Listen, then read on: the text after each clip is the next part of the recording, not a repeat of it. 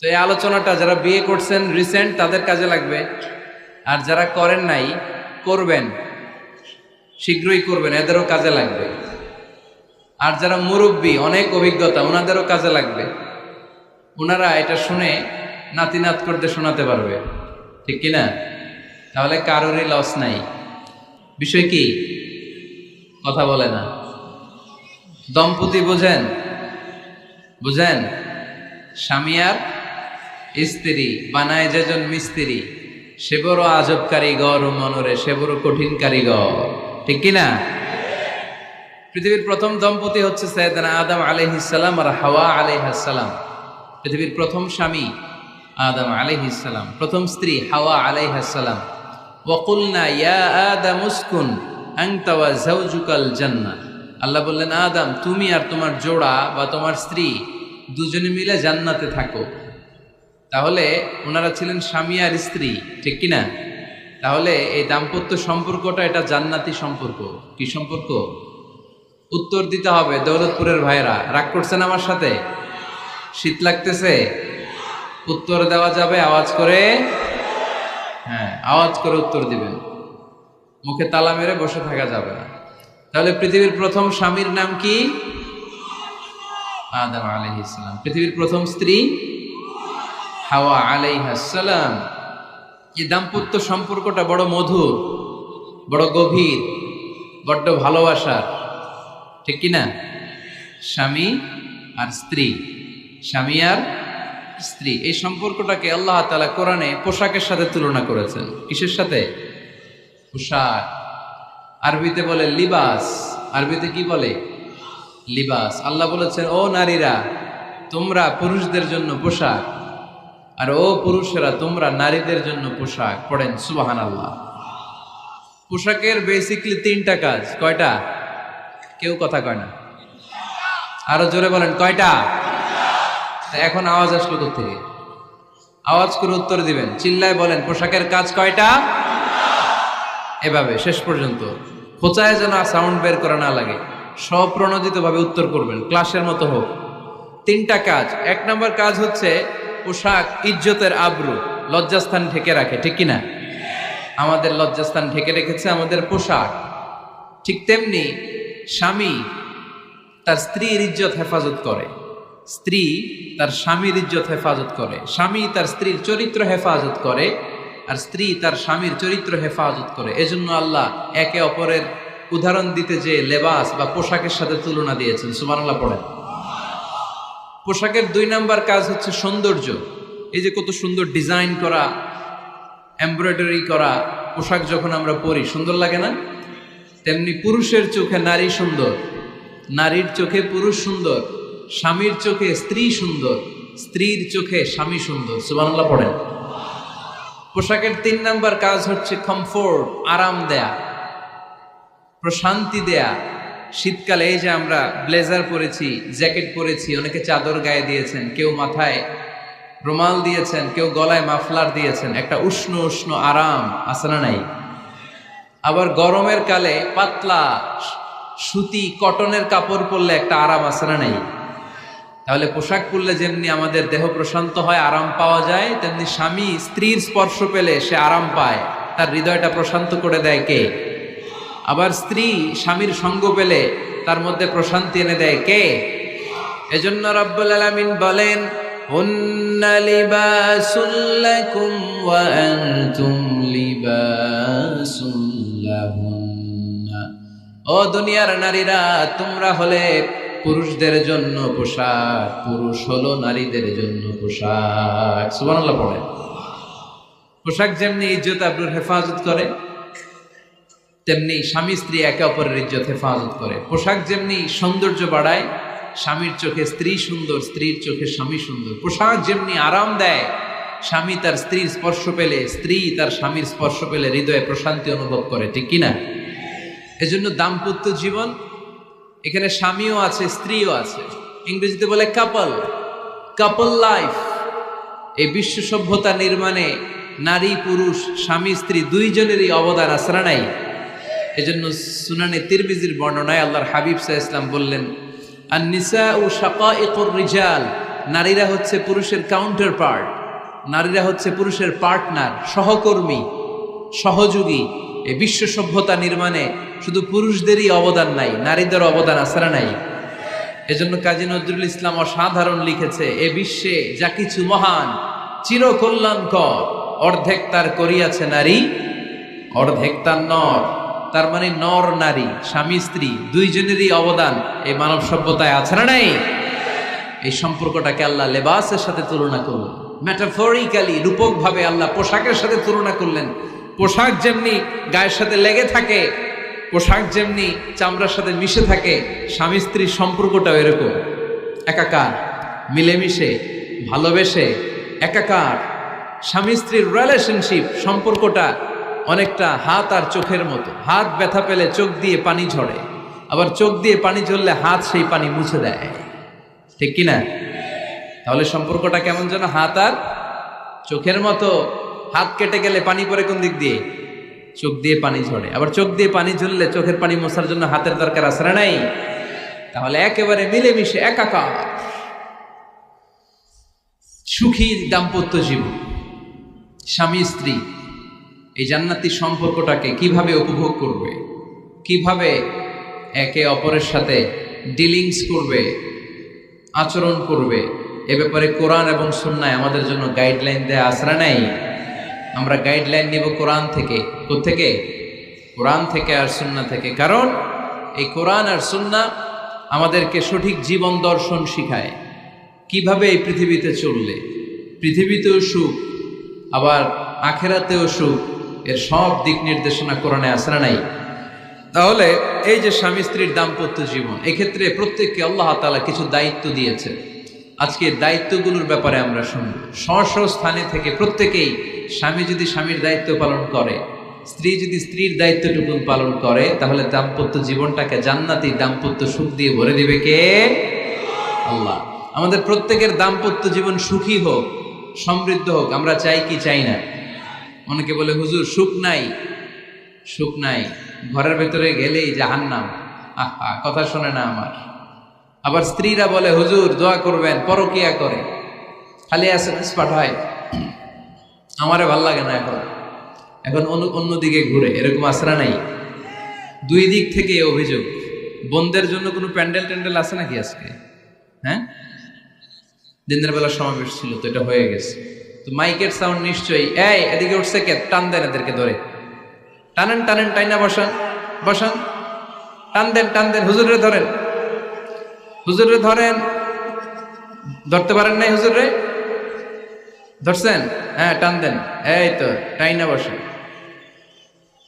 এদিকে তাকান, এদিকে হয়েছে, হ্যাঁ বসাই দিচ্ছে। এইভাবে চলবে একেবারে শেষ পর্যন্ত। উঠলে খবর আছে। শুরুতে সুযোগ দিয়েছি, সুযোগ নেন নাই। তো আমরা প্রথমে স্বামীর দায়িত্ব শুনবো। দাম্পত্য জীবনে স্বামীকে আল্লাহ তাআলা কি দায়িত্ব দিয়েছে, তারপর স্ত্রীকে আল্লাহ তাআলা কি দায়িত্ব দিয়েছে, এবং দুইজনের আবার কালেকটিভ সম্মিলিত কিছু দায়িত্ব আছে, এগুলো আমরা শুনবো। শুনতে রাজি আছেন তো? কষ্ট হচ্ছে আপনাদের? আচ্ছা, এই বাম দিকটা আমাকে কষ্ট দিয়েই যাচ্ছে, খালি আওয়াজ, কথা। একটু থামছে আবার শুরু। কেন? আমার দিকে তাকান। আরেকজনকে থামতে বলছে কি আপনারা? এই থামো থামো, এগুলো বলেন কেন? আপনি থামেন, তাহলে তো হয়ে গেল। হ্যাঁ, আবার আমার সাথে কথা বলেন, আপনি চুপ। তো প্রথমে আমরা সম্মিলিত দায়িত্বের কথা শুনব। সম্মিলিতভাবে আল্লাহ স্বামী স্ত্রী দুইজনকেই কিছু দায়িত্ব দিয়েছে, যে দায়িত্বটা দুইজনের উপরই বর্তায়। এরপরে শুনবো স্বামীকে আল্লাহ কিছু দায়িত্ব দিয়েছে, এটা শুনবো। এরপরে স্ত্রীকে কিছু দায়িত্ব দিয়েছে। আল্লাহর কসম, এই দায়িত্বগুলো যদি স্বামী স্ত্রী সম্মিলিতভাবে পালন করে, এক একটা ঘরকে আল্লাহ জান্নাতি পরিবার বানায় দিবে, সুখী সমৃদ্ধ জান্নাতি দম্পতি বানায় দিবে। এরকম দাম্পত্য জীবন, সুখময় দাম্পত্য জীবন আমাদের হোক। আমরা চাই কি চাই না? চাই।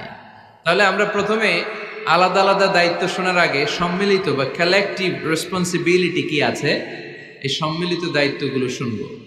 স্বামী স্ত্রীর দুইজনের কাঁধেই বর্তায় এরকম প্রথম দায়িত্ব হচ্ছে স্যাক্রিফাইস। দাম্পত্য জীবনের আসল খেলাটা হচ্ছে স্যাক্রিফাইসের খেলা। কিসের খেলা? স্যাক্রিফাইস। এটা লাগবে। আমার বোনেরা অথবা যুবতী বোনেরা, অথবা রিসেন্টলি বিয়ে হয়েছে এরকম বোনেরা, আজকে তো এক ভাই এসে দোয়া চাইল, হুজুর 3 দিন আগে বিয়ে হয়েছে আমার, একটু দোয়া করে দেন।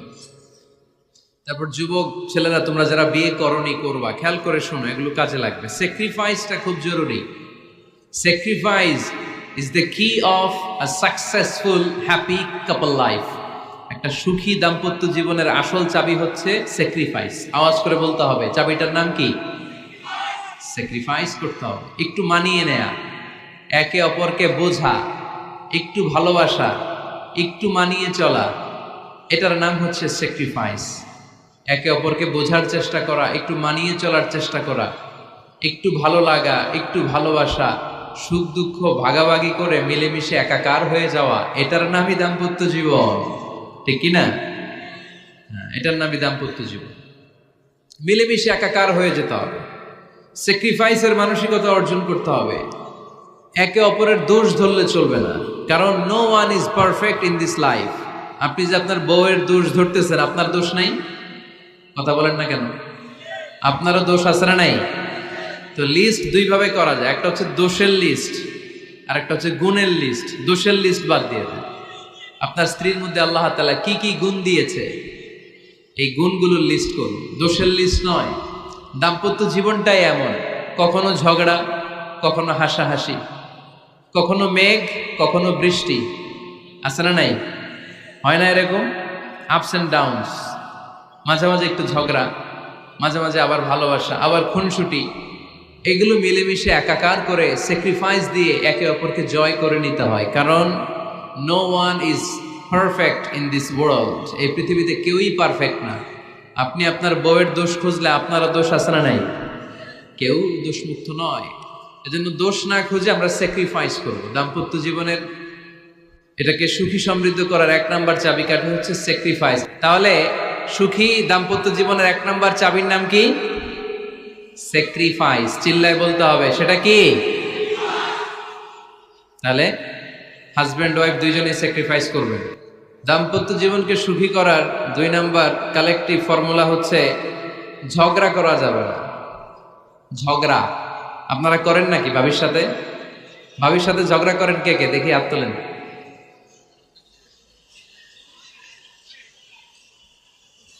এদিকে সব আল্লাহর ওলি, এরা ঝগড়া টগড়া করে না।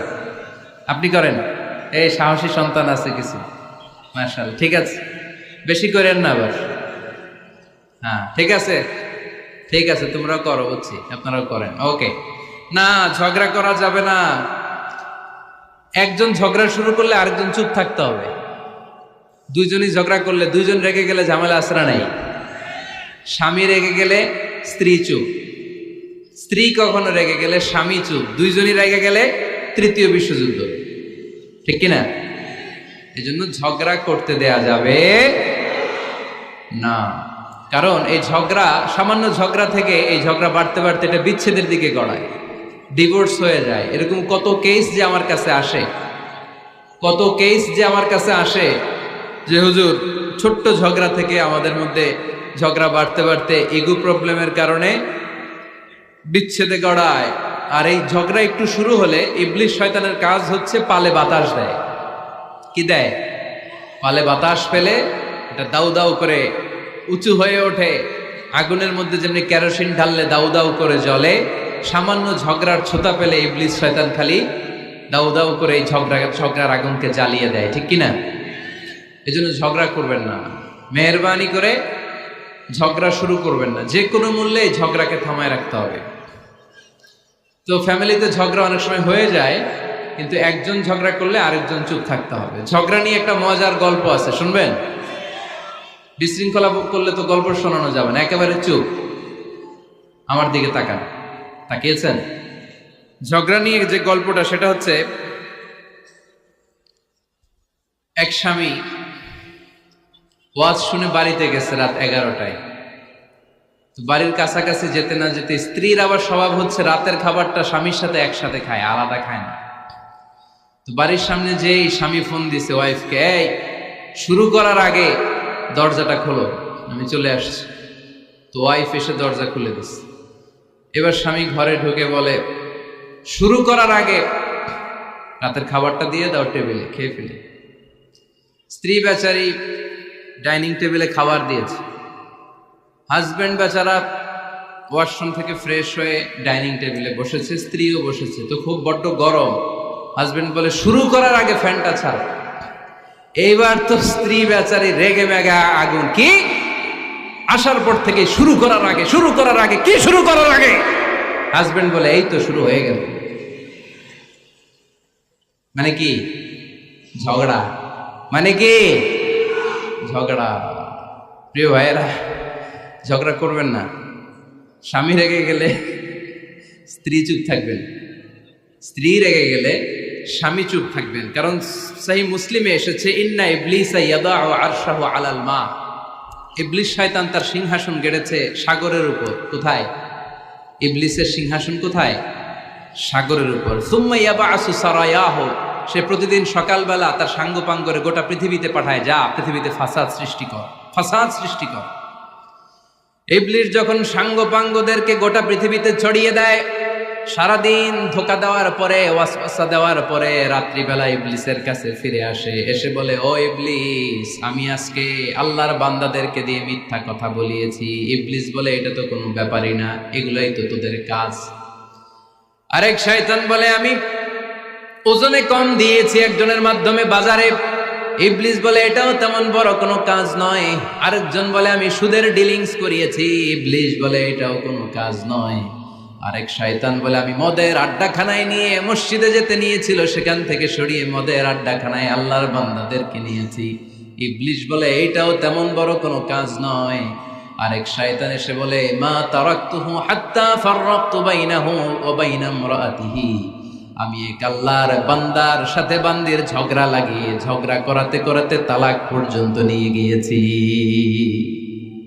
মা তারাকতুহু হাত্তা ফাররাকতু বাইনাহু ওয়া বাইনা ইমরাআতিহি, আমি এক ইমানদার পরিবারকে ধ্বংসের শেষ প্রান্তে নিয়ে গিয়েছি। সামান্য ঝগড়ার পরে আমি ওয়াসওয়াসা দিতে দিতে ঝগড়া বাড়াতে বাড়াতে তালাক পর্যন্ত নিয়েছি। ইবলিস বলে, শাবাশ, তুই তো কাজের মতো কাজ করেছিস, আমার কাছে আয়, আমার কাঁধে ওঠ। ইবলিস তখন ওই শয়তানকে কাঁধে নিয়ে নাচতে শুরু করে। নাউজুবিল্লাহ পড়বেন না? এজন্য ইমানদারদের সংসার ভেঙে খান খান হোক, এটা হলে ইবলিস খুশি, আর ইমানদারের পরিবার টিকে থাকলে আমার আল্লাহ খুশি। আমরা কার খুশি চাই? এজন্য শয়তানরে খুশি হতে দেয়া যাবে না। ইমানদারদের পরিবারগুলো ঝগড়ার মাধ্যমে ভেঙে যাক, সব সময় শয়তানের মিশন এটা। আর ইমানদারদের পরিবারগুলো টিকে থাক, এটা আমার আল্লাহ সব সময় চায়। সুবহানাল্লাহ পড়েন। এজন্য দৌলতপুরের ভাইরা ঝগড়া করবেন না। ঝগড়া কিন্তু নবী রাসূলদের পরিবারেও ছিল, আল্লাহ রাসূল সাল্লাল্লাহু আলাইহি ওয়াসাল্লামের পরিবারেও ঝগড়া ছিল। এটা স্বাভাবিক, দাম্পত্য জীবনের খুব সিম্পল ইস্যু। একজন রাগ করলে আরেকজন থেমে যাবে। পারবেন? কি হলো, পারবেন না?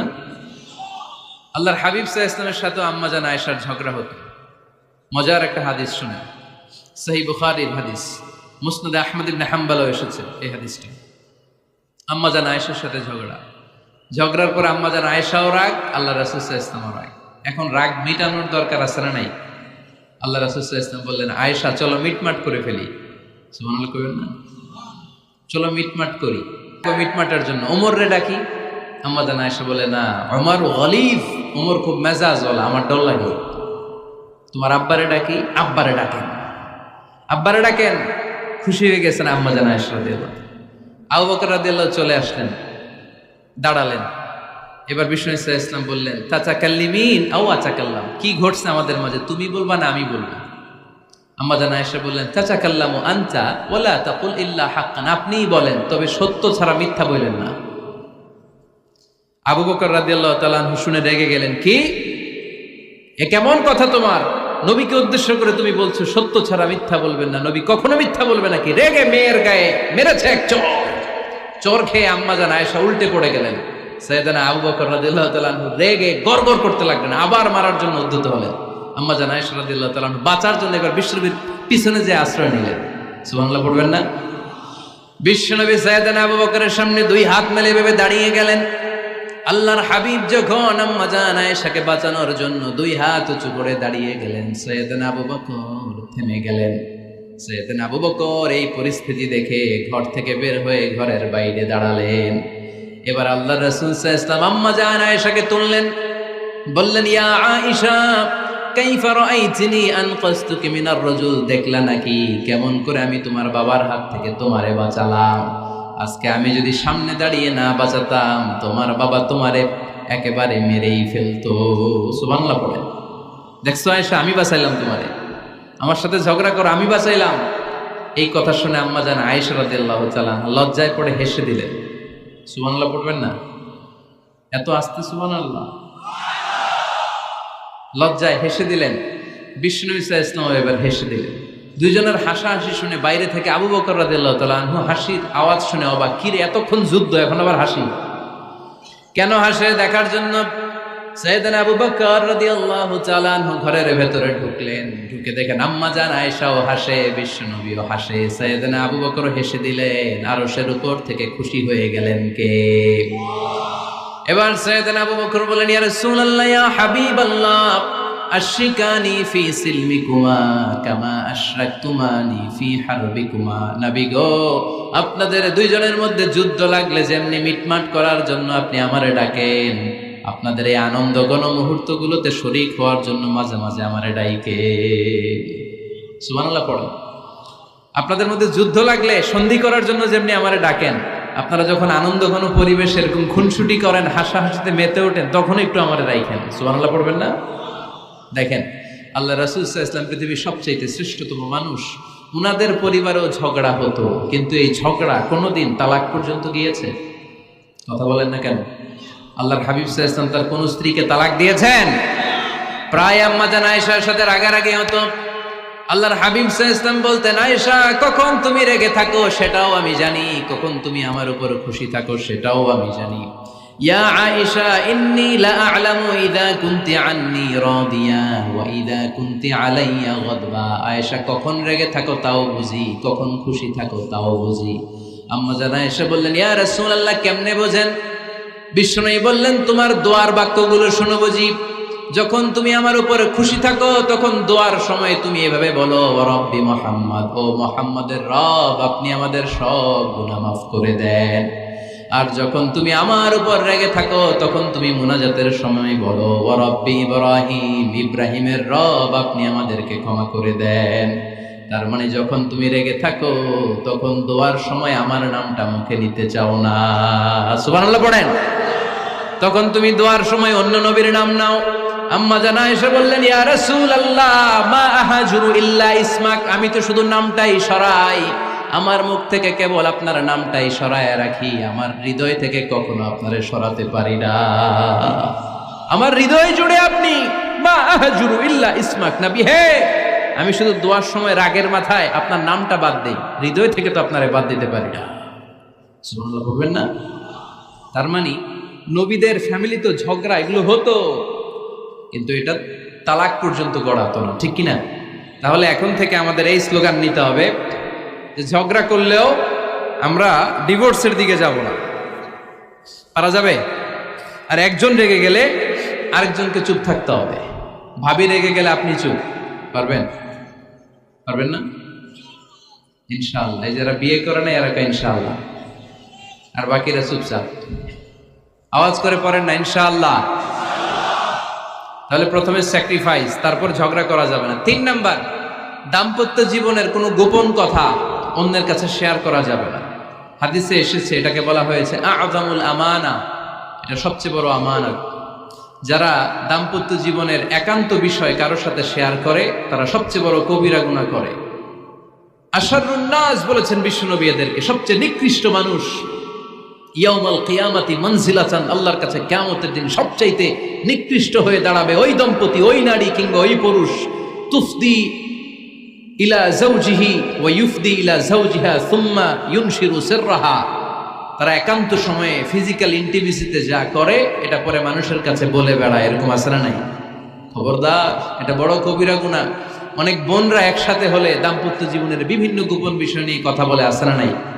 অনেক পুরুষরা একে অপরের সাথে, বন্ধুদের সাথে বিভিন্ন বিষয় নিয়ে শেয়ার করে, এটা এমন ওইটা এমন, এগুলো বলা যাবে? আসিবাউ হারাম।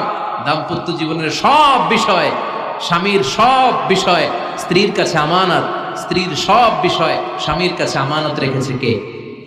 দাম্পত্য জীবনের এই প্রাইভেট লাইফের কোনো কিছু কিয়ামত পর্যন্ত অন্যের কাছে প্রকাশ করাকে হারাম ঘোষণা করে দিয়েছে কে? এজন্য খবরদার আমার বোনেরা, একসাথে মহিলারা হলে পেটের কথা পিঠের কথা সব বের করে দেয়, আসরা নাই কিছু থাকে না, সব বের হয়ে যায়। খবরদার, সব বললেও দাম্পত্য জীবনের কোনো কথা শেয়ার করা যাবে। আমার ভাইয়েরা খবরদার, আপনাদের দাম্পত্য জীবনের কোনো কথা আপনার বন্ধুর সাথে শেয়ার করতে পারবেন না। এগুলো ফ্যামিলি শান্তি নষ্ট করে, দাম্পত্য জীবনের সুখকে নষ্ট করে। তাহলে 3 নাম্বার, প্রাইভেসি বজায় রাখবেন, এটা দুজনেরই দায়িত্ব। 4 নাম্বার, অহেতুক সন্দেহ পরিহার করুন। অনেক স্ত্রী আছে হাজবেন্ডের খালি সন্দেহ করে, এই ওদিকে তাকাই লাগেন, ওই মেয়ের দিকে তাকাই লাগেন, মোবাইল দেখি, মোবাইল দাও, ফেসবুকের পাসওয়ার্ড দাও, ঢুইকা দেখি মেসেঞ্জারে কার সাথে চ্যাট করছে, এই অফিসের ফাইল দেখি, এই এটা দেখি, এই তোমার ইনবক্স চেক করবো, এদিকে দাও। আছে না নাই? এই সন্দেহ ঘরটারে জাহান্নামের টুকরা বানিয়ে ছেড়েছে। অহেতুক সন্দেহ করবেন না। আবার ভাইরা ভাবিদেরকে অহেতুক সন্দেহ করবেন, এই ওদিকে গেলা কেন, ওদিকে তাকাইলা কেন, এটা করলা কেন, ওইটা করলা কেন, দেখি তোমার মোবাইল, তোমার মোবাইলের গ্যালারি দেখি, লক করে রাখছো কেন, লক খোলো। আছে না নাই? অহেতুক সন্দেহ ফ্যামিলিটারে জাহান্নামের টুকরা বানিয়ে দেয়। হ্যাঁ, ভ্যালিড কোনো অপরাধ যদি স্বামী করে ফেলে, ভ্যালিড কোনো অপরাধ যদি স্ত্রী করে ফেলে, পরকীয়ার কোনো বিষয় যদি প্রমাণিত হয়, বসেন, কনসাল্ট করেন, একে অপরের সাথে কথা বলেন, জিজ্ঞেস করেন। কিন্তু অহেতুক, আমি অনেক ফ্যামিলি এরকম দেখেছি, আমার কিছু বন্ধুকেও আমি দেখেছি যে এদের অবস্থা খুব খারাপ, খালি সন্দেহ করে। আছে না নাই? সন্দেহের রোগটা বড় রোগ, এই রোগ থেকে বেরিয়ে আসতে হবে। অহেতুক সন্দেহ করা যাবে না। 5 নাম্বার, হাজব্যান্ড ওয়াইফের দায়িত্ব হচ্ছে একে অপরের সহযোগী হতে হবে, সহকর্মী। আল্লাহর জান্নাত পাওয়ার ক্ষেত্রে একে অপরের সহযোগী। আপনি একা জান্নাতে যাবেন, ভাবি জাহান্নামে, এটা আপনি চান? জি না, আওয়াজ নাই আমগো গলায়। আপনি এটা চান? ভাবি একা জান্নাতে যাবে, আপনি যাবেন না, এটা ভাবি চায়? চায় না। তাহলে গেলে একসাথেই যান না, একসাথেই যান, একসাথেই যাবেন, আলাদা না। এজন্য আল্লাহর আনুগত্যে, আল্লাহর ইবাদতে, দাম্পত্য জীবনে একে অপরের সহযোগী হতে হবে। স্বামী ভুল করলে স্ত্রী সুন্দর করে শুধরে দিবে, স্ত্রী ভুল করলে স্বামী শুধরে দিবে। ফজরের সময় স্ত্রী হাজবেন্ডকে ডেকে দিবে, উঠতে না চাইলে ঠান্ডা পানির ছিটা দিবে। কারণ জান্নাতে একা যাওয়া যাবে না, গেলে দুইজনই যাবে। কথা কয় না? দুইজনেই জান্নাতে যাওয়ার দরকার আছে না নাই? যত বেশি আপনারা আল্লাহর আনুগত্যে আগাতে পারবেন, তত আপনাদের মহাব্বত বাড়ায় দিবে কে? এই যে হাজবেন্ড ওয়াইফের ভালোবাসাটাকে বলে লাভ পিরামিড। কি pyramid? Love pyramid, like triangle, ত্রিভুজ আকৃতির। হাজবেন্ড ওয়াইফের ভালোবাসাটা ত্রিভুজ আকৃতির। The closer the couple comes to Allah, the closer they comes to each other. Husband wife যত বেশি আল্লাহর কাছে যাবে, তারা নিজেরাও নিজেদের তত কাছে যাবে। হাজবেন্ড ওয়াইফ আল্লাহর সম্পর্ক থেকে যত দূরে সরে যাবে, তারা নিজেরাও নিজেদের থেকে তত দূরে সরে যাবে। ঠিক কিনা? ত্রিভুজ চিনেন আপনারা? হ্যাঁ, এই জিওয় কয়েকজন জিওয়, আপনারা ত্রিভুজ চিনেন না? চিনি, জিওয়, ঠিক আছে। ত্রিভুজের কয় কোণা? হ্যাঁ, 3 কোণা। এই যে এরকম লাভ পিরামিড, 3 কোণা। এই উপরের কোণায় আল্লাহর অবস্থান, আর এই কোণায় স্বামী, এই কোণায় স্ত্রী। তো তারা আল্লাহর দিকে যত যাবে, নিজেরাও তত কাছে যাবে। আর তারা আল্লাহর সম্পর্ক থেকে যত দূরে চলে যাবে, নিজেদের মধ্যে দূরত্ব বাড়তে থাকবে। ঠিক কিনা? পিরামিডটা বুঝতে পারছেন? ত্রিভুজ আকৃতির সম্পর্কটা লাভ পিরামিড এরকম, 3 কোণা। উপরের কোণায় থাকে আল্লাহ, এদিকে স্বামী, এদিকে স্ত্রী। তারা যদি আল্লাহর কাছে উভয়ে যেতে চায়, উভয়ে কাছাকাছি আসতেছে না? কথা বলেন না কেন? আর আল্লাহর আনুগত্য ইবাদত থেকে দুজন যদি দূরে সরে যায়, তাহলে দুজনের দূরত্ব বাড়িয়ে দেয় কে? এজন্য স্বামী হবে স্ত্রীর সহযোগী, সহকর্মী। নামাজের সময় একে অপরকে ডেকে দিবেন, মোবাইলে অ্যালার্ম দিয়ে রাখবেন। স্বামী স্ত্রীর ডাকেন, স্ত্রী স্বামীরে ডাকেন। স্বামী স্ত্রীকে কোরআন তেলাওয়াত শোনাবেন, স্ত্রী স্বামীরে কোরআন তেলাওয়াত শোনাবেন। ফ্যামিলিটারে জান্নাতি ফ্যামিলি বানায় দিবে কে? তাহলে এই 5টার দায়িত্ব কালেকটিভ রেসপন্সিবিলিটি, স্বামীর উপরও বর্তায়, স্ত্রীর উপরও বর্তায়। এগুলো মেনে চললে দাম্পত্য জীবন সুখকর করে দিবে কে? মনোযোগ আছে? কষ্ট হচ্ছে? এবার আমরা হাজবেন্ডের দায়িত্ব শুনব। হাজবেন্ডের প্রথম দায়িত্ব হচ্ছে, হাজবেন্ড হচ্ছে caretaker of the family, in charge, protector. আর রিজালু কাওয়ামুনা আলান নিসা। আল্লাহ বললেন স্বামী হলো তার স্ত্রীর ইনচার্জ, প্রোটেক্টর, স্ত্রীকে সুরক্ষা দিবে, স্ত্রীকে টেক কেয়ার করবে, স্ত্রীর দায়িত্বে থাকবে। এই দাম্পত্য জীবনের দুইজনের সংসারকে, সংসারের মধ্যে স্বামীকে দায়িত্বশীল বানিয়েছে কে? পুরুষ দায়িত্বশীল। পুরুষ কখনো নারীর ক্ষতি করে না, সুপুরুষ নারীর ক্ষতি করে না, ঠিক কিনা? গোটা পুরুষ সমাজ নারী সমাজের সুরক্ষা দিবে। যেগুলো নারীকে একান্তে পেলে রেপ করে, যে ঢাকা বিশ্ববিদ্যালয়ে একটা রেপের ঘটনা ঘটছে না, যে এই বেয়াদবটা এই কাজ করেছে, এটা কি পুরুষ না কুপুরুষ? এটা কি সুপুরুষ না কুপুরুষ? সুপুরুষ নারীর প্রোটেকশন দেয়, নারীর টেক কেয়ার করে, তার ইনচার্জ, তার দায়িত্বশীল। দাম্পত্য জীবনে অর্থনৈতিক যত দায় দায়িত্ব আছে সব আল্লাহ তাআলা পুরুষের কাঁধে দিয়েছে। কার কাঁধে? এই দাম্পত্য লাইফে নারীর কোনো অর্থনৈতিক দায় দায়িত্ব নারীর কাঁধে আল্লাহ দেয় নাই। এজন্য সব অর্থনৈতিক দায়িত্ব পুরুষের ঘাড়ে। 4টা অর্থনৈতিক দায়িত্ব আছে।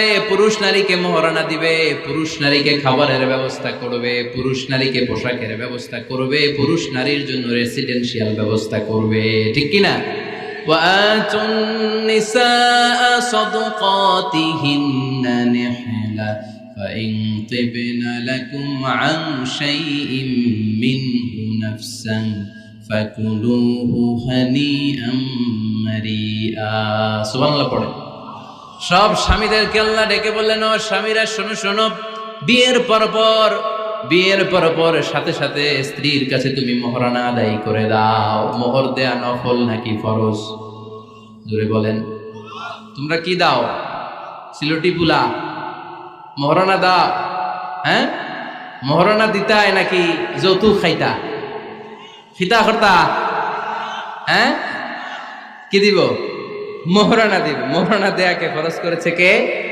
আল্লাহ। তো মোহর দিতে টাকা লাগে না? টাকার দায়িত্ব পুরুষের ঘাড়ে দিছে কে? 2 নাম্বার দায়িত্ব, আলাল মাউলুদি লাহু রিজকুহুন্না ওয়া কিসওয়াতুহুন্না বিল মা'রুফ। স্বামী স্ত্রীর জন্য খাদ্যের ব্যবস্থা করবে, পোশাকের ব্যবস্থা করবে। 3 নাম্বার, ওয়াসকিনুহুন্না মিন হাইসু সাকানতুম মিন ওয়াজদিকুম। নিজের সামর্থ্যের মধ্যে থেকে স্ত্রীর জন্য রেসিডেন্সিয়াল একটা এরিয়ার ব্যবস্থা করে দিবে। সুবহানাল্লাহ পড়ো। তাহলে অর্থনৈতিক দায়িত্বের মধ্যে 4টা: মোহরানা দেয়া, মিলস খাবারের ব্যবস্থা করা, মানে ফুডিং এন্ড ক্লোথিং, পোশাকের ব্যবস্থা করা, সর্বশেষ রেসিডেন্সিয়াল ব্যবস্থা করা। এই যে অর্থনৈতিক সব দায়িত্ব, খরচ যেখানেই আছে, সব দায়িত্বগুলো পুরুষের কাঁধে দিল কে?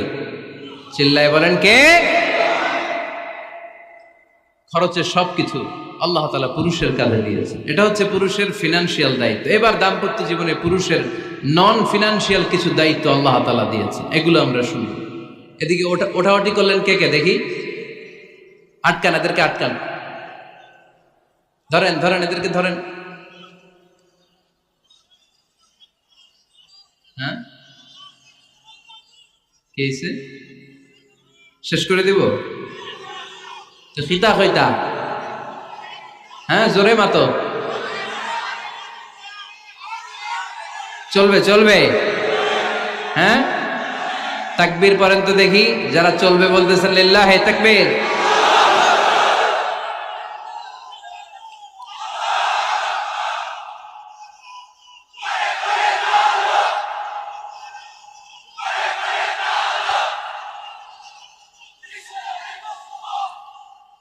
মাশাআল্লাহ মাশাআল্লাহ।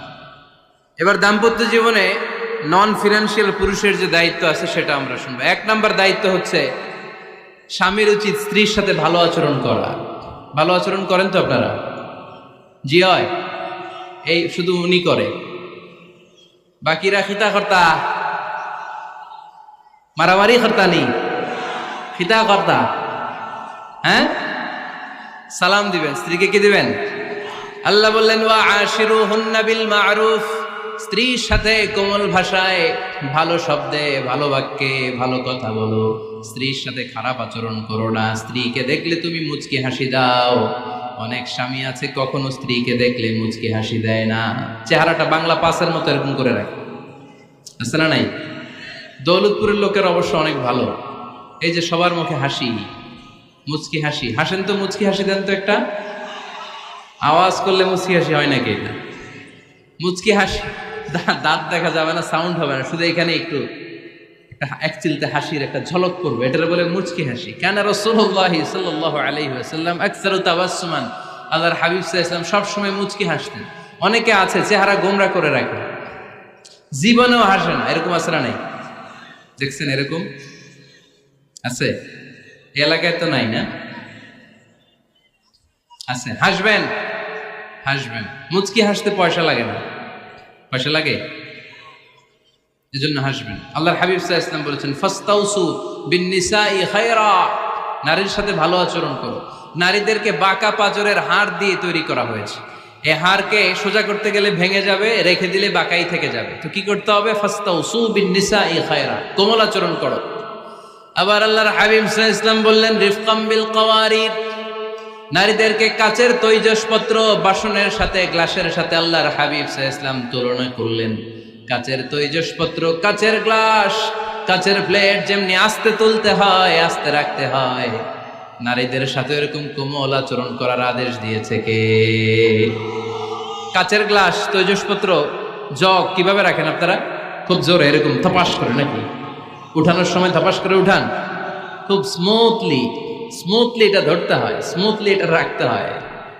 তেমনি নারীদের সাথেও স্মুথলি আচরণ করবেন। নারীদেরকে যত আপনি কোমল মোলায়েম ভাষায় কথা বলতে পারবেন, তারা তত আপনার কথা শুনবে। যত সুন্দর সুন্দর কথা, নারীকে, স্ত্রীকে বলবেন তুমি আমার সব, তুমি আমার কৈতরী, তুমি আমার টুনটুনি, তুমি আমার ময়না পাখি, তুমি আমার সোনা পাখি। ওই যে কয় কলিজা, তার মানে প্র্যাকটিস চলে বাসায়। আর কি ডাকেন? ভাবিরে কি ডাকেন বলেন? জান।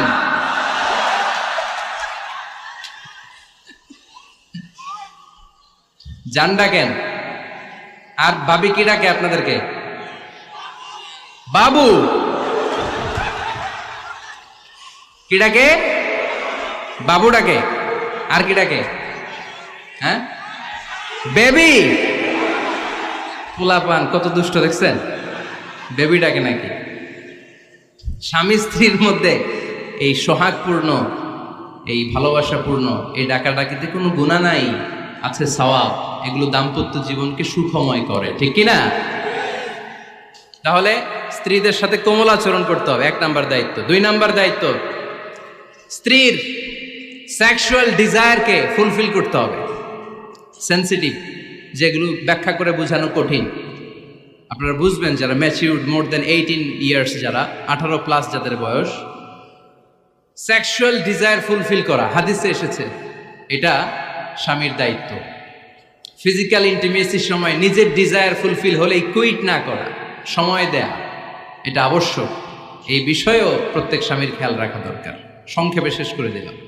3 নাম্বার, স্ত্রীর ব্যক্তিগত বৈধ কাজে স্বাধীনতা দিতে হবে স্বামীর। অনেক স্বামী এই ছোট্ট বিষয় নিয়ে মারামারি লাগায় ফেলে ঘরে। স্ত্রীর ব্যক্তিগত বৈধ যে চয়েস, এটাতে আপনি স্বাধীনতা দিবেন। স্ত্রীর মনে চায় রান্না বান্না শিখতে, আপনি বললেন তুমি কম্পিউটার শিখো, কিলাকিলি আছে না নাই? স্ত্রীর মনে চায় কাঁথা সেলাই শিখতে, নকশি কাঁথা, আপনি বললেন না তুমি ল্যাঙ্গুয়েজ শিখো, ঝামেলা আছে না নাই? না, প্রত্যেকের আলাদা ব্যক্তিগত রুচি, চাহিদা, মতামতের গুরুত্ব আছে না নাই? এজন্য প্রত্যেক স্বামীর উচিত স্ত্রীর বৈধ ব্যক্তিগত যে কাজ, অবৈধগুলা না। আবার স্ত্রী বলল যে জি বাংলা দেখবো, তুমি একটা টিভি নিয়ে আসো, আনা যাবে? কথা বলেন। স্ত্রী বলল চলো পহেলা বৈশাখে আমরা নাচানাচি করব, তুমি আর আমি মিলে, এটা মানা যাবে না। স্ত্রীর ব্যক্তিগত বৈধ কাজে স্বাধীনতা দেয়া।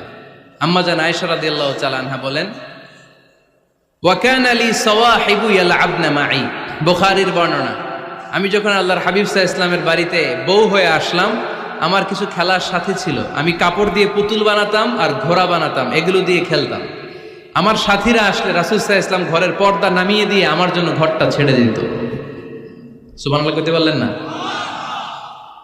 আল্লাহর হাবিব সাল্লাল্লাহু আলাইহি ওয়াসাল্লাম কখনো বলতেন না আয়েশা তোমার বান্ধবীরা যেন ঘরে না আসে, কখনো বলতেন না আয়েশা আমি নবী মানুষ, তুমি নবীর বউ, তুমি কেন পুতুল দিয়ে খেলো, তুমি যেন কাপড় দিয়ে পুতুল বানাও, কেন ঘোড়া বানাও, এগুলো বন্ধ করো।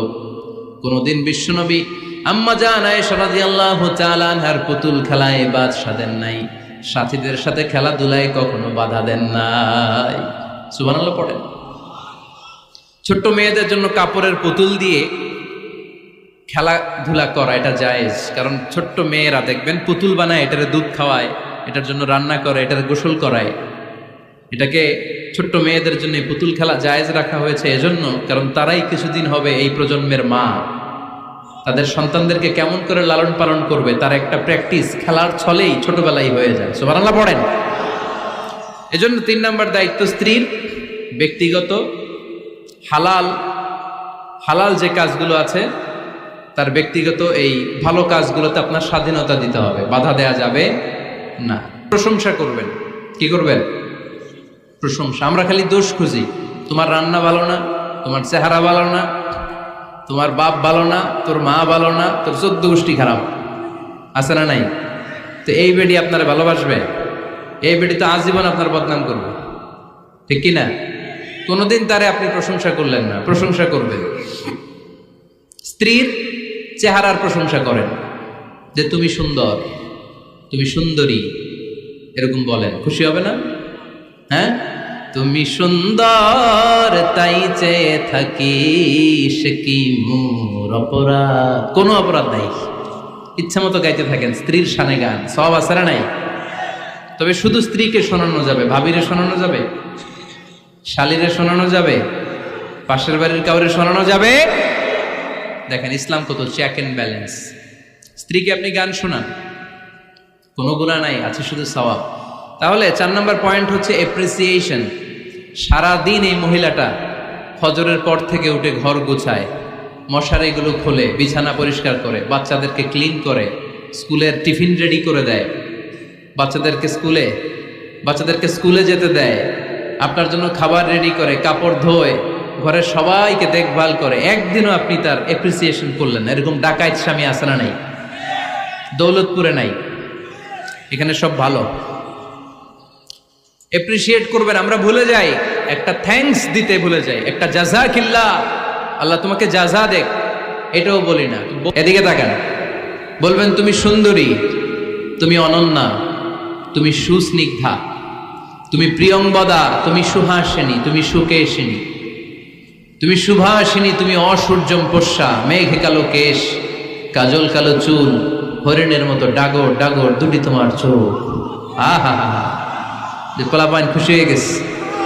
আহা হা, ওরা মুখস্থ রাখতেছে, বলবে এগুলা, বিয়ে করে নাই কিন্তু এখনো। তো জায়গা মতো বলবা, গার্লফ্রেন্ডে বলো না। আবার কাকে বলবা? স্ত্রীকে। কাকে? স্ত্রীকে। পারা যাবে না? একটু এপ্রিসিয়েশন দেওয়া যাবে না? ওনাদেরকে একটু প্রশংসা করবেন।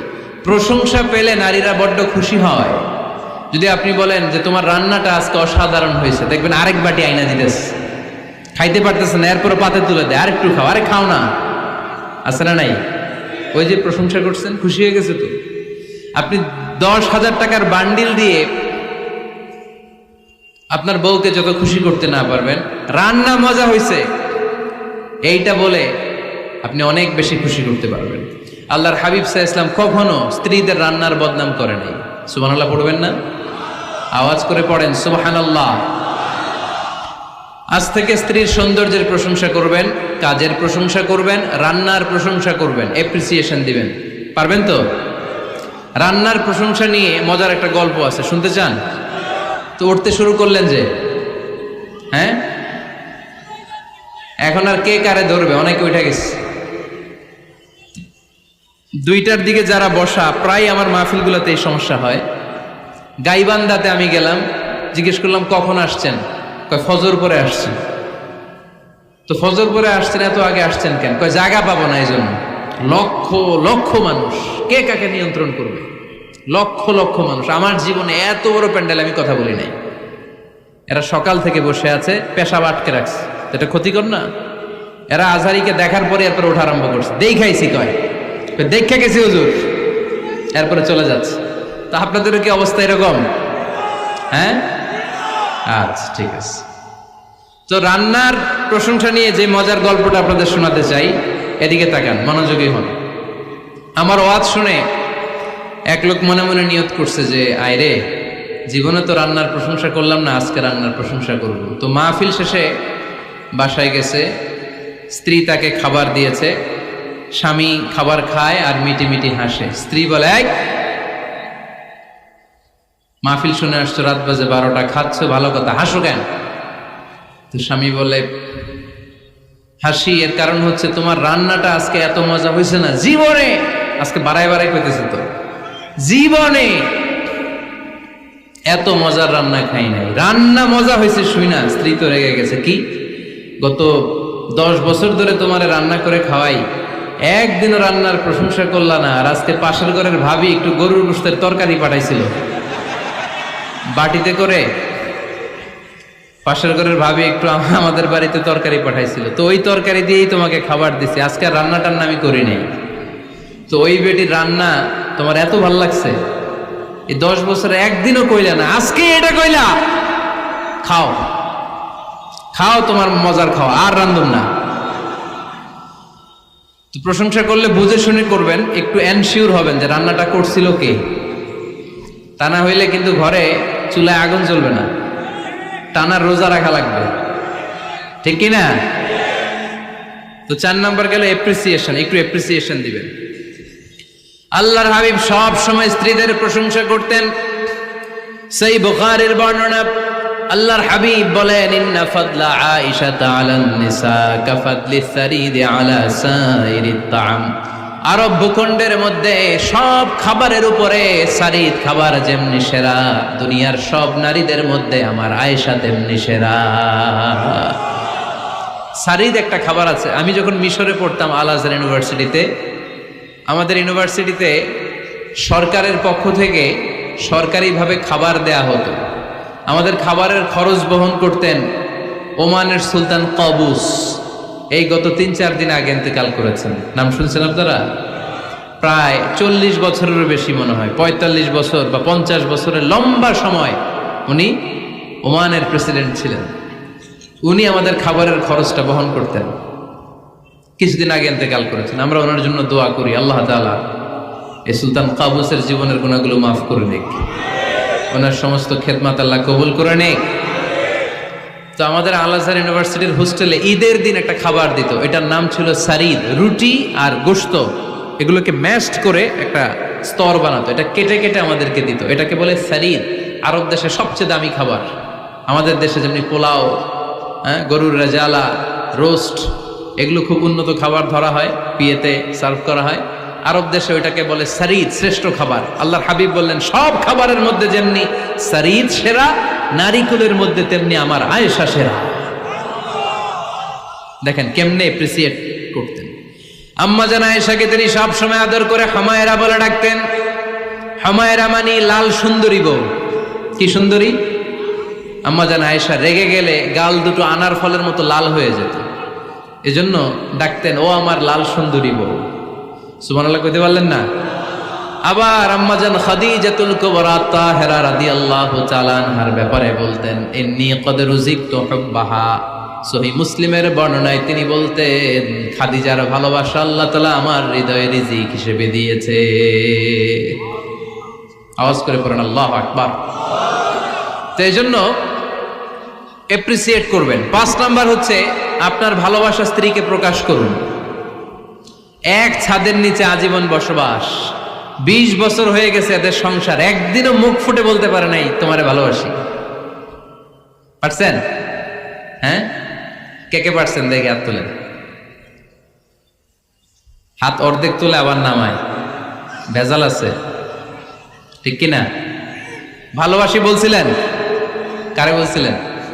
ভাবিকে না গার্লফ্রেন্ডকে?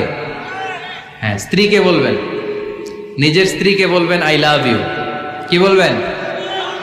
কথা বুঝে না বোধহয়। কি বলবেন? সবাই বলেন, কি বলবেন?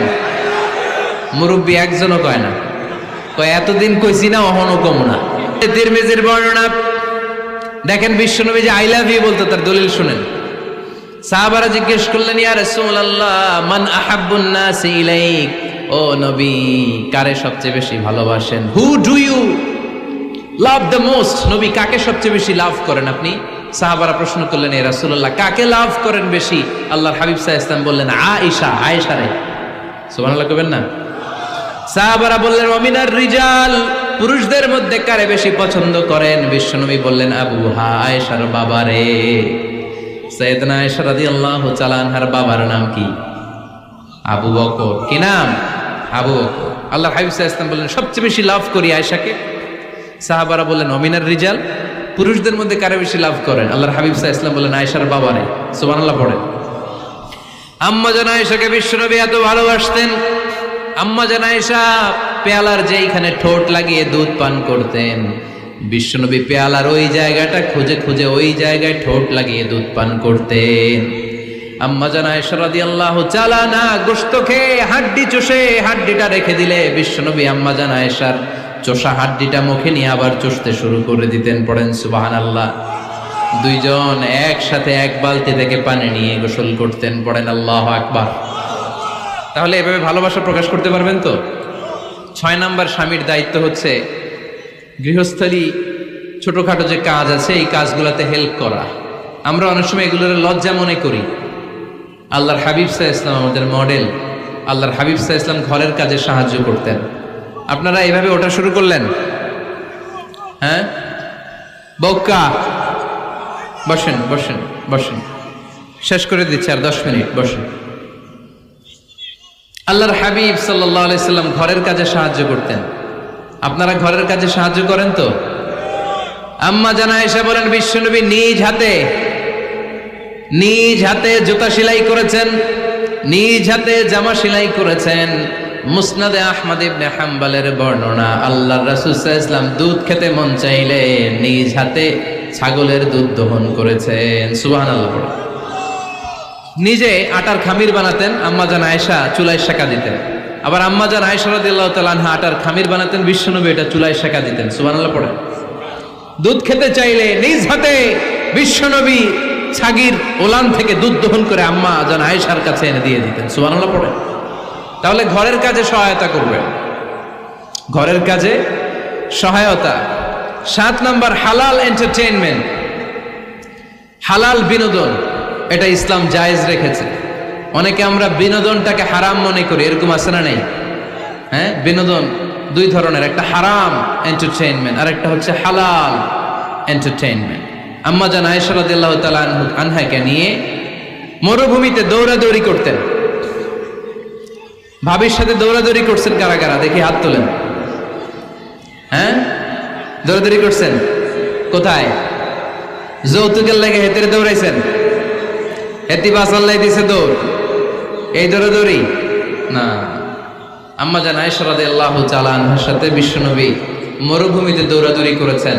বলেছেন, আয়েশা দেখো কে কার আগে ওই খেজুর বাগান ধরতে পারে, তুমি আগে না আমি আগে। একবার বিশ্বনবী জিতলেন, তার 7 বছর পরে প্রথমে আম্মা জান আয়েশা রাদিয়াল্লাহু তাআলা আনহা ওই দৌড়ে জিতলেন। তার 7 বছর পরে বিশ্বনবী জিতে আম্মা জান আয়েশাকে হারায় দিলেন। পড়েন সুবহানাল্লাহ। ঈদের দিন আম্মা জান আয়েশাকে হাবাসী সাহাবাদের তীর আর বল্লম দিয়ে যে খেলা চলতে এই খেলা দেখাতেন। সুবহানাল্লাহ পড়েন। বিশ্বনবী খেলা দেখাতেন আম্মা জান আয়েশাকে। এই হচ্ছে স্বামীর দায়িত্ব। হালাল এন্টারটেইনমেন্ট আপনি করতে পারবেন। বসেন, দোয়া করে দিচ্ছি, বসেন। বুঝতে পারছি অনেক আগে আসছেন আপনারা। বসেন, বসে যান, এখনই দোয়া হচ্ছে। বসেন বসেন বসেন বসেন, এখনই দোয়া করব। বসে যান, বসে যান। বউকা মাদ্রাসার বিল্ডিং এর কন্ট্রাক্টরের জন্য দোয়া চেয়েছেন, আমরা দোয়া করি আল্লাহ কবুল করুক। আমার ছেলে মেয়ের বিয়ের বয়স হয়ে গেল, পরিবারে বিয়ের কথা বলতে পারি না, লজ্জায়। আহারে কি কষ্ট। মনে করি পরে করে, এটা বললে তারা বলবে এখনো বয়স হয় নাই বিয়ের, পরিবার থেকে বিয়ের কথা চিন্তা করে না। এ ব্যাপারে কিছু বলুন। কিছু বললাম। এই সমস্যা পুরো বাংলাদেশের। ছেলে মেয়েদেরকে সময় মতো বিয়ে দেয় না। ইউটিউবে এই নিয়ে আমার কথাবার্তা পাবেন, শুনে নিয়ে। ছেলের বাবা মেয়ের বাবাদেরকে বলি, ছেলে মেয়েরা উপযুক্ত হলে বিয়ে দিয়ে দেন। বিয়ে না দিলে যৌবনের তাড়নায় যত পাপ করবে, এই পাপগুলো মা বাবার কাঁধেও আছড়া নেই। আচ্ছা, 8 নাম্বার স্বামীর দায়িত্ব হচ্ছে, স্বামীর দায়িত্ব বলেই এখন দোয়া। স্ত্রীর মতামতের গুরুত্ব দিবেন। অনেক স্বামী আছে বাজার করতে গেলে নিজের যেটা মন চায় ওইটাই কিনে, আসরা নাই? নিজে গরু খাবে, খাসি খাবে, খালি ওইটাই কিনে। আপনার বউ হয়তো পছন্দ করে আচার, পছন্দ করে জলপাই, আমরা এগুলো আনে না, আসরা নাই? খোঁজ খবর নেবে। অনেকে ফ্ল্যাট কিনতে মনে চায়, হুট করে কিনে ফেলে না। ভাবিরে জিজ্ঞেস করবেন কোন দিকে কিনলে ভালো হয়, ওয়াশরুমটা কোন দিকে দিতে হবে, কিচেনটা কোন দিকে দিলে সুবিধা, জানালাগুলো কোথায় দিলে সুবিধা, এগুলো সব ডিসাইড করে নেবেন। এই কারণেই দাম্পত্য জীবনে সুখ নাই। 9 নাম্বার, একসাথে সময় কাটাবেন। 6 মাসের বেশি কোনো লোক তার স্ত্রীর অনুমতি ছাড়া বাইরে যে প্রবাস জীবন কাটাতে পারবে না। এদেশের অনেক লোক প্রবাসের সময় কাটায়। 6 মাসের বেশি স্ত্রীকে রেখে দিয়ে কোনো হাজব্যান্ড বিদেশে থাকতে পারবে না। সিলেটিরা লন্ডনে থাকে, 6 মাস পরেই আসতে হবে, ঠিক কিনা? সর্বশেষ কথা হচ্ছে, স্ত্রীর জন্য দোয়া করবেন। স্বামীর পক্ষ থেকে স্ত্রীর জন্য দোয়া, এটার গুরুত্ব আছে না নাই? বিশ্বনবী তার স্ত্রীর জন্য দোয়া করতেন। স্ত্রীর জন্য দোয়া করবেন, রব্বানা হাব লানা মিন আজওয়াজিনা ওয়া যুররিয়াতিনা কুররাতা আ'য়ুন ওয়াজআলনা লিল মুত্তাকিনা ইমামা। ও আল্লাহ, আমার স্ত্রীদেরকে, আমার সন্তানদেরকে আমার চক্ষু শীতলকারী বানিয়ে দেন। পড়েন আমিন। আল্লাহ আমার স্ত্রীকে এমন বানান, স্ত্রীকে দেখলেই যেন আমার হৃদয়টা প্রশান্ত হয়, আমার চোখ যেন জড়িয়ে যায়। এই 10টা দায়িত্ব স্বামীর সুখী দাম্পত্য জীবনের জন্য। স্ত্রীর দায়িত্ব আজকে বলার সুযোগ হলো না, অন্য কোথাও অন্য কোনো মাহফিলে এই বিষয় নিয়ে আলোচনা করব, যে একটা সুখী দাম্পত্য জীবনের জন্য স্ত্রীকে আল্লাহ কি দায়িত্ব দিয়েছে। এই দায়িত্বগুলো আপনারা ইউটিউব থেকে শুনে নেবেন। আপনারা সবাই ভালো থাকুন, সুস্থ থাকুন, সুন্দর থাকুন।